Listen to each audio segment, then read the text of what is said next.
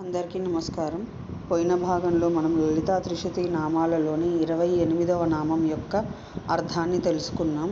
ఈ భాగంలో 29వ నామం యొక్క అర్థాన్ని తెలుసుకుందాం. అస్మద్గురు దివ్యచరణారవిందాభ్యాం నమో నమః. అశేషజనమోహినీం అరుణమాల్యభూషాంబరాం జపాకుసుమభాసురాం జపవిధౌ స్మరేదంబికాం. శివాయ గురవే నమః. శ్రీగురు పదాంభుజములకు సభక్తికమైన ప్రణామాంజలి సమర్పణతో శ్రీ లలితా త్రిశతి నామ సంఖ్య 29. ఓం ఏషణారహితాధృతాయై నమః. ఓం ఏషణారహితాధృత. ఇది 8 అక్షరముల నామము. ఈ నామంతో మనము అమ్మవారికి సభక్తికముగా నమస్కరించుచున్నప్పుడు ఓం ఏషణారహితాధృతాయై నమః అని పలుకవలెను. ఏషణ అనగా ఇచ్ఛ. ఆ కోరికయే పుత్రైషణ, విత్రైషణ, లోకైషణ అనబడు 3 విధములుగా నుండును.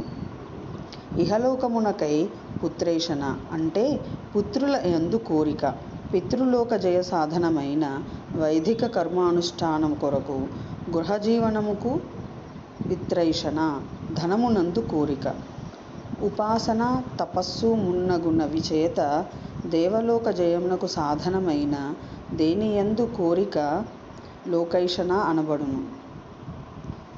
తే హన్మ పుత్రైషణాయాశ్చ అనుచు యతీశ్వరులు పుత్రైషణ, విత్రైషణ, లోకైషణాలను త్యజించి భిక్షాచరణము చేయుదురని చెప్పుచున్న శృతివచనానుసారము ఏషణాత్రయము చేత అకృష్టముగాని చిత్తముగల పరమహంస పరివ్రాజకులైన సన్యాసుల చేత ప్రేమాతిశయముతో స్వస్వరూపముగా తైలధారల వలె అవిచ్ఛిన్న ధ్యాన సాంతత్యము వలన సాక్షాత్కరింపచేసుకొనబడినదై మోక్షరూపమున పొందబడుచున్నది.